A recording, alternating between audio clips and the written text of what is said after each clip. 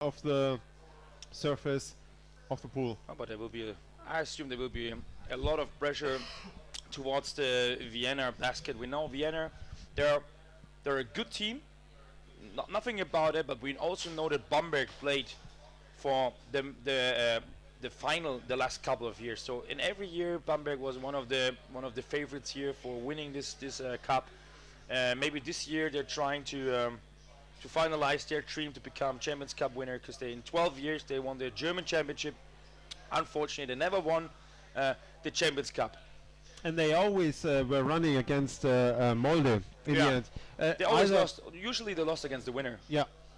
And this is hard, and maybe this is a chance for Bamberg finally to put the Champions Cup trophy in their home. But there are some other teams in the way of that. So we see Bamberg already in the half of the team from Vienna. Vienna is defending heavily with players all around. But now we see three Bamberg players. You can see here blind pass. If you've seen it under the deck, and this was the 1-0. Awesome gameplay. Wow. Have you seen it? Unfortunately, we don't have a replay. But you have seen this was this hidden pass under the feet. I think it was Esa Todd who made a blind pass under the feet of the defender. So he were pretending to go through the wall, but he made under his legs and the legs of the defender a blind pass on the other side. There was Lukas Totter in his, you can say, most popular position, what is the right hand side of the goal. He received the ball, immediately scored, and this is the 1-0 lead after not even a minute. This was very, very quick. I think this was so unbelievable cool. I don't know if they really wanted to do this, because such a blind pass I've never seen for Bamberg. Yeah, it was really difficult to see here from the cameras too. And again, Bamberg is pushing hard and is close to the goal.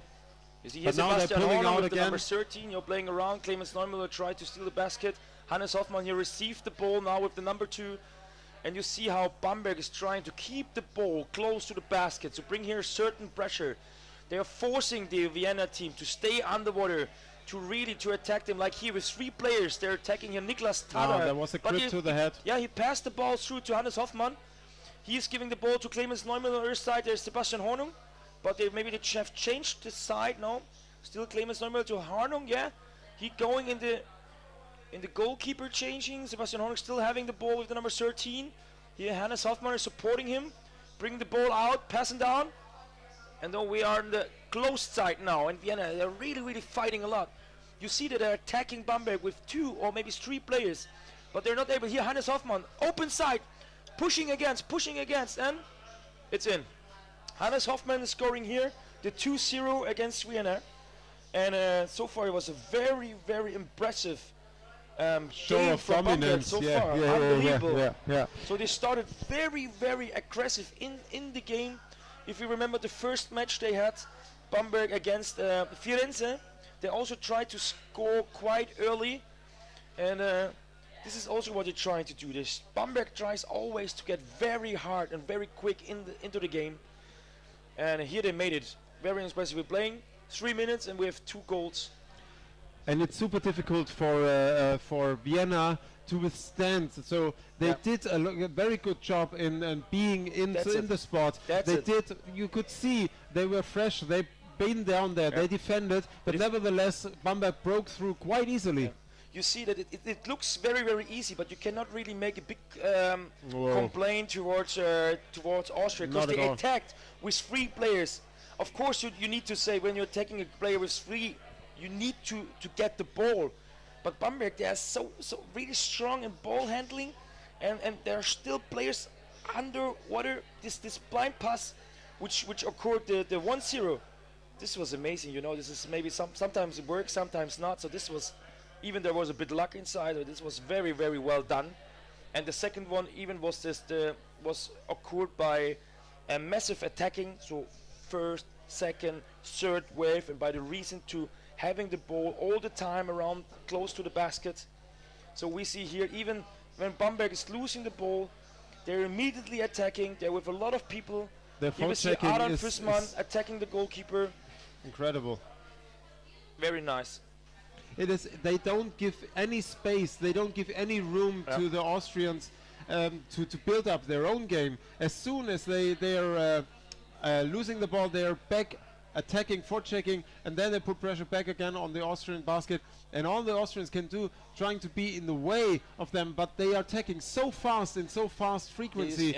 It's almost impossible for them not to create games because they don't know. Sometimes I think they don't know where the ball comes from. Here's also a very good scoring opportunity. It must be Veit Hoffmann here with or Jan Hoffmann with their attacking opportunity. So he and his brother are both supporting each other here.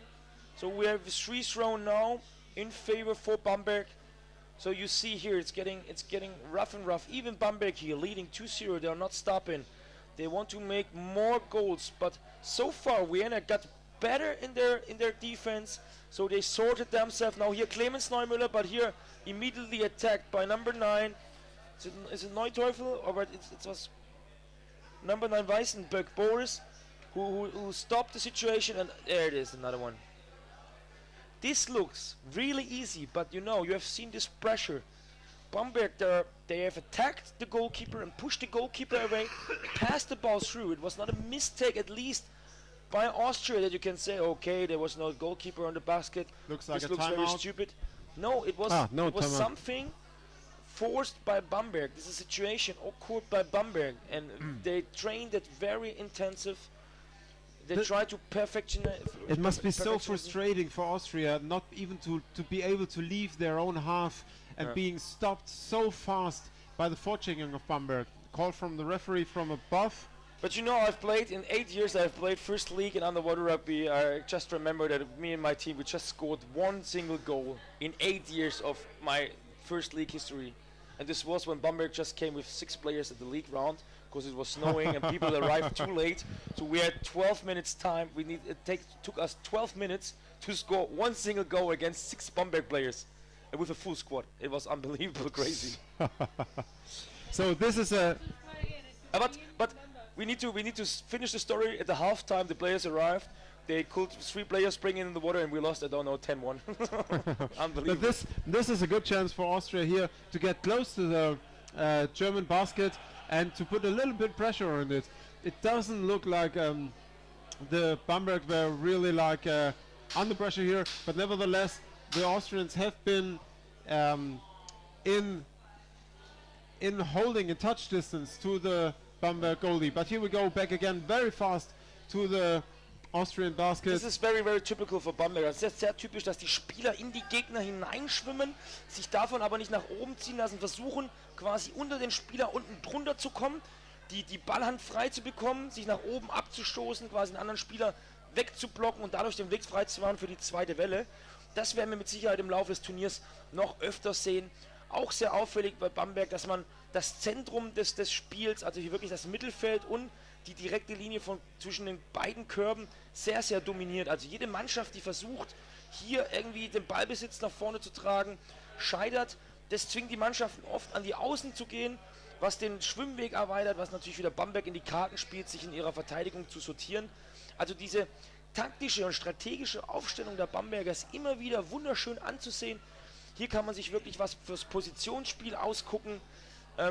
Man wird eigentlich nie wirklich einen gefährlichen Konter bei Bamberg sehen, weil einfach dieses Zentrum, diese direkte Linie von Ball zum Korb eigentlich immer unterbunden wird. Man muss immer um einen Bamberger außen rumschwimmen und da haben die eine so unfassbare Präsenz. Und Konsequenz auch in der Umsetzung. Auch Konsequenz, genau, dass man einfach da viele einen Sicherheitsabstand mit einbauen und der Schwimmweg dann eben so groß wird, dass es einfach für den Torwart gar nicht mehr gefährlich wird und die Situation so frühzeitig antizipiert werden kann, dass da gar nichts anbrennt. Ja, die Vorchecking-Reichweite von den Bambergern ist wirklich unglaublich, wie die plötzlich die Bälle rausfischen. Auch hier diese Doppelpass-Situation wieder sehr schön gemacht. Die Bamberger bleiben unten liegen, geben den Ball dann wieder ab. Diese Bodenkontrolle, diesen Ball am Boden zu halten, zwingt halt immer den Gegner, diesen ganzen Weg zu schwimmen, eben nicht nur bis zur Hälfte. Und noch ein Tor, schön hochgehoben von der Mitte des Korbes raus. Das müsste den Torwart, auch ein Hoffmann gewesen sein. Mit der Schulter hochgehoben und da den Ball reingelegt. Ja, wir haben hier Jan Hoffmann mit der 87, hat das 4:0 gemacht. Auch wir schön weggeblockt, schön den Ball am Boden, einmal komplett um den Korb rumgeführt. Und aber das muss frustrierend sein für Österreich, gerade hier überhaupt nicht so richtig von der Stelle zu kommen. Das Gefühl zu haben, man läuft gegen eine Wand und die ist massiv. Ja, die ist sehr massiv, das ist wohl wahr. Aber ich glaube, ich weiß nicht wirklich, ob jetzt mal unter uns gesprochen, ob Vienna sich wirklich so viele Chancen jetzt in dem Spiel ausgerechnet hat. Ich glaube, hier geht es einfach auch darum zu gucken, schneller Konter hier. Was kann man denn alles so machen. Auch hier wieder eine tolle Aktion. Jemand sieht auch, wie die Bamberger dann das Tor einnehmen. Hier der Spieler, der sich um das Tor rumschleicht. Das müsste Veit gewesen sein. Veit Hoffmann mit der Nummer 1. Der hier natürlich dann auch direkt blockt und direkt auch seinem Mitspieler darin supportet. Eben nicht nur unten liegen zu bleiben, sondern sich durch seinen Körper auch noch einfach Platz zu verschaffen. Und hier immer wieder der Ball nach unten, der Pass nach unten. Clemens Neumüller hier mit der Aktion. Mit dem schnellen Ballgewinn gibt an die. Und wir sehen hier eine Hand am Korb. Da war er gerade wieder festhalten am Ring. Aber wahrscheinlich keine offensichtliche Torchance hier, sonst wäre dieser Strafstoß gegeben worden. Aber ja, wie du es gerade sagst, frustrierend, wenn man sich natürlich das Ziel setzt, das Spiel gewinnen zu wollen. Wenn das Ziel natürlich ist, hier zum Beispiel unser Ziel ist es, möglichst wenig Tore zu kassieren und zum Beispiel das Spiel bis zum Ende 4-0 gehalten wird, dann ist es ja auch schon ein Teilerfolg. Auch Vienna hat ja weitere Gegner hier noch anzutreten, auch zu bezwingen, und hier geht es ja dann auch am Ende um die Endplatzierung. Ja, also ich kann mich an vor 2 Jahren erinnern, als die Wiener noch Letzter geworden sind, Turnierletzter. Damals hatten sie eben eine Gruppe, zusammen glaube ich mit den Orcas und mit irgendwie Akaran und mit der USA oder was, und haben halt dann in der Vorrunde alle 3 Spiele verloren. Nee, gegen die Australier. Waren dann quasi Letzter in der Gruppe, konnten noch um den letzten Platz spielen. Das war dann gegen damals die USA aus New Jersey, und die waren auch gut aufgestellt, das haben sie unglücklich verloren. Und dann waren sie auf einmal Turnierletzter. Ich glaube, das Ziel haben sie, hier nicht Letzter zu werden. Irgendwo sich im Mittelfeld wieder einzuordnen. Vielleicht eher am oberen Ende oder am oberen Teil der Tabelle, um hier vielleicht, sag ich mal, realistisch das einzuordnen. Und dann ist eigentlich ein Teilerfolg für dieses Maximalziel, ist eigentlich ein Teilerfolg, hier ein gutes Ergebnis gegen die Bamberger abzuholen. Ich meine, sie machen einen guten Job. Also sie geben denen wirklich versuchen keinen Millimeter Raum zu geben. Aber der Druck, den die Bamberger aufbauen, und auch die Konsequenz, was vorgesehen und Disziplin, die in ihrem Angriffsspiel haben, das ist, der nächste Spieler ist schon da, bevor überhaupt der Wechsel in der Verteidigung kommt. Es geht so schnell und mit so viel Druck, dass sie gar keine Chance haben. Und dann ist die Konsequenz in der Umsetzung, die Tore zu machen, ist einfach faszinierend. Sehr, sehr gutes Spiel. Und ich glaube schon, dass Bamberg hier nicht zum Champions Cup gekommen ist, um einfach mitzuspielen. Die wollen gewinnen. Die wollen diesmal wirklich gewinnen. Eine Sache ist ja wohl klar. Der Druck in Deutschland auf Bamberg wächst natürlich immer mehr. Wir haben jetzt auch einfach, wir sehen es ja auch international anhand der Euroleague hier, der direkte Konkurrenz TSV March schläft nicht, hat ein paar interessante Neuzugänge in dieser Saison, auch wirklich bekannte Namen aus der Nationalmannschaft, die dazugekommen sind. Auch der DOC Krefeld hat sich jetzt nicht unbedingt verstärkt, aber die Spieler sammeln unfassbar viele Erfahrungen. 5 Spieler aus dem Kader des DOCs haben bei der Junioren-Weltmeisterschaft die deutsche Mannschaft quasi bis ins Finale begleitet und dort den 2. Platz geholt. Das ist natürlich auch die Konkurrenz, die unten nachrückt, die Druck aufbaut. Bamberg hat es geschafft, 12 Mal in Folge deutscher Meister zu werden. Der große Traum ist natürlich der Gewinn des Champions Cups. Dafür muss man deutscher Meister werden. Mal angenommen, sie schaffen es dieses Jahr nicht. Dann ist die nächste Chance überhaupt zu schaffen schon wieder mindestens 2 Jahre hin. Ne? Wenn sie im Jahr darauf wieder nicht gewinnen, ist es dann 3 Jahre hin. Die wissen, die Uhr tickt, und die Mannschaft, und das muss man nochmal sagen, Bamberg hat unglaublich viel investiert in diesem Jahr. Also ich habe das mir wieder beobachtet. Auch ich mit meiner Heimmannschaft DOC Darmstadt wurde regelmäßig zu Trainingslagern eingeladen. Die haben sich im Vorfeld des Champions Cups gefühlt jedes Wochenende getroffen. Wirklich jedes Wochenende, samstags, sonntags miteinander das Becken geteilt und da intensive Trainings gemacht. Auch Strafwürfe geübt, die ganzen Standards geübt. Also Bamberg ist hier mental wirklich sehr gut vorbereitet. Hat hier ganz viele Übungseinheiten durchgezogen und möchte natürlich jetzt auch hier nicht den Fehler machen, den Turnierstart zu verpennen, sondern drückt von Anfang an und packt da auch gleich direkt alle Spielzüge aus, damit die natürlich dann auch in den wichtigen Spielen auch passen und sitzen. So what we were just talking about in German is Bamberg really is in need of this win here from the Champions Cup.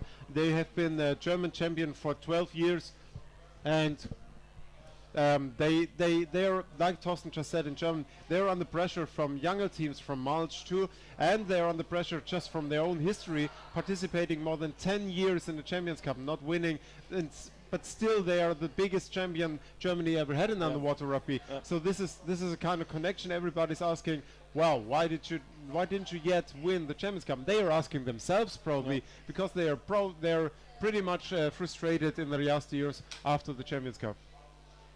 So again here Bamberg is pushing hard on the Austrian basket, and it's amazing how they just You've seen this go ball very nice. into the Hannes defense. Hoffmann here with the move now.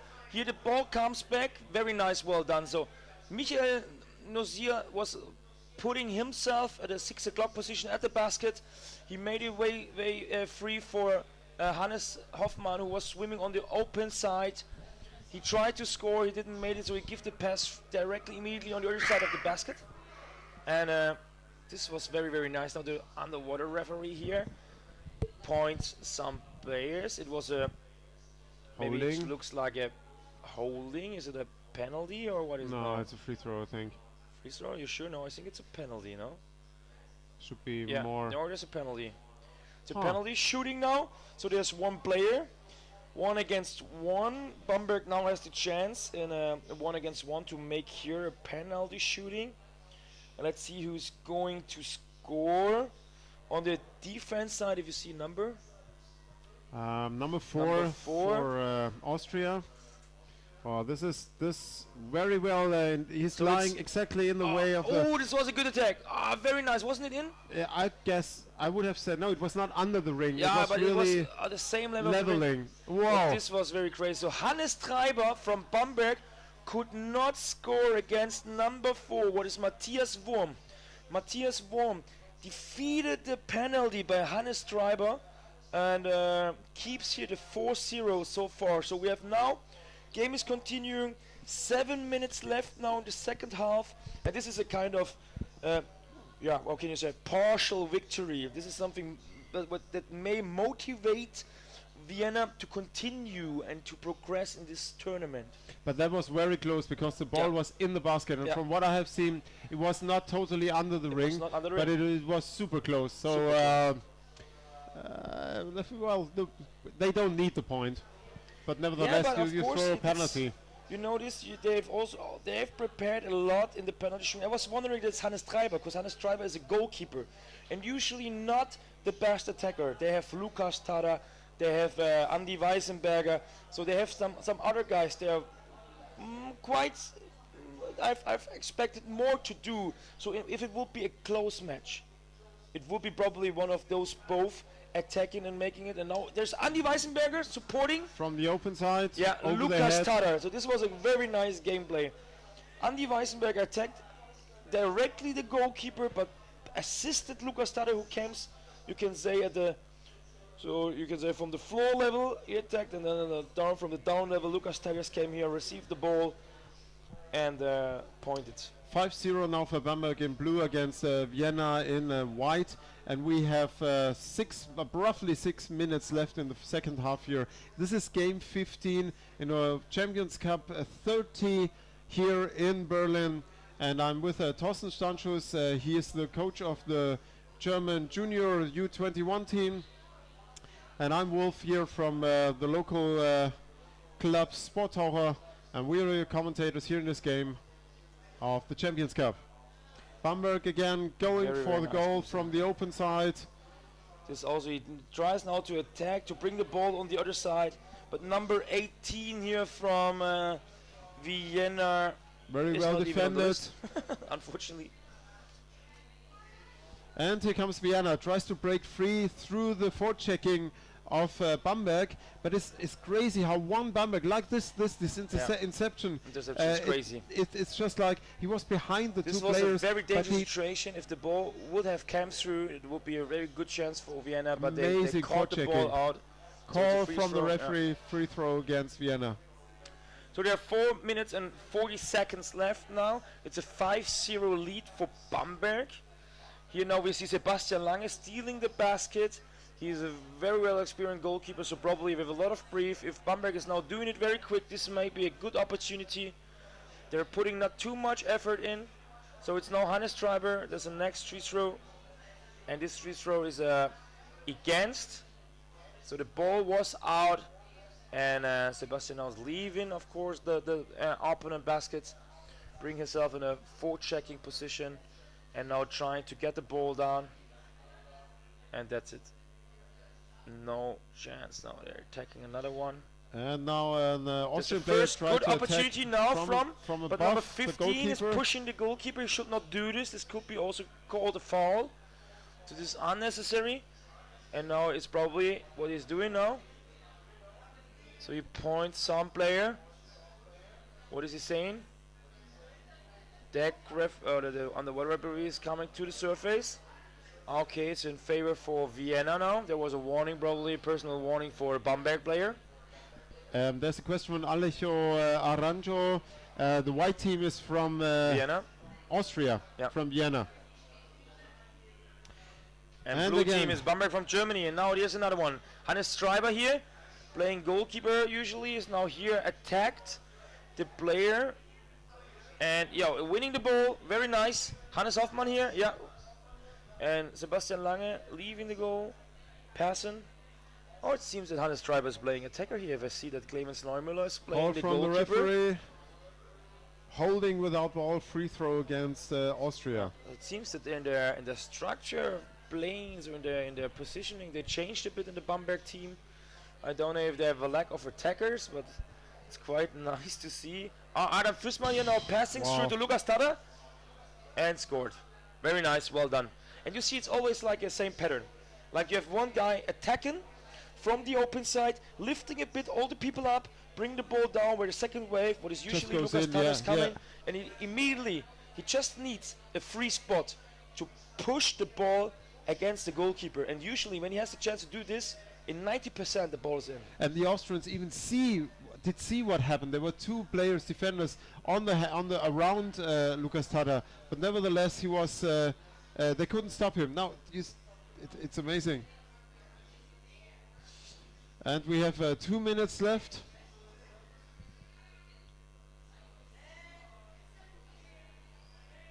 And Austria is still in the game and is doing a very good job being in the game, concentrated. They don't seem exhausted. And like this this action we see right now, one player breaking free out of the attack of Bamberg. Going forward, we see now a lot of Austrian players, 3 Austrian players going as a team into the basket. This is a nice from the open one into the closed side, the pass. And there's already the second wave down waiting from Austria. This is a nice attack, but you see... But you see they're losing the ball too close. They're bringing the ball close to the basket, but then they're moving the ball a bit away from the basket, what brings enough space for a defender and an attacker getting between basket and the ball. But then the Vienna still tries to bring the ball on the other side, but there are too many hands between. This is why they're losing so often the ball. They should have tried to keep the ball directly at the basket. Oh, this was on the empty basket. This is the empty basket from Lukas Tada. And this is what I just said. Austria is really in the game, but now they threw everything they have in the offense. They had a good chance, but they more or less destroyed by themselves then, by not keeping consequently the pressure and the ball at the basket. From the moment you're going a bit away, the chance is over. Then you need to reorganize yourself. You pay especially immediately. Against a team against Bamberg. Yeah, you pay immediately against a team like Bamberg.